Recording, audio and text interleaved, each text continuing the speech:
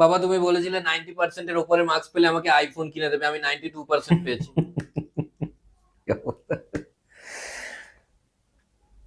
একটা কথা বলিস, একটা আইফোন আর তোর কেরিয়ারের তুমি কিনে দেবে নাকি বলো তো?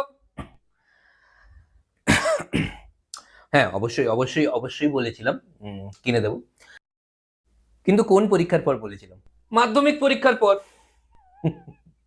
তো ভুল শোনে, মাধ্যমিকের পর তো উচ্চ মাধ্যমিক। আমি বলেছিলাম যে উচ্চ মাধ্যমিক। আরে তুমি তো মাধ্যমিকের পরে বলেছিলে। আরে তো উচ্চ মাধ্যমিকটাই তো মাধ্যমিকের পরে। উচ্চ মাধ্যমিক পরীক্ষাটা কি মাধ্যমিকের আগে পরীক্ষা? এত বোকা। চাপ। আবার ওকে ভয় দেখাচ্ছেন আপনি। আপনি তো বলেছিলেন মাধ্যমিক রেজাল্টের 2 মাসের মধ্যে কিনে দেবেন। আচ্ছা 2 মাসের মধ্যে বলেছিলাম, রেজাল্টের 2 মাসের মধ্যে।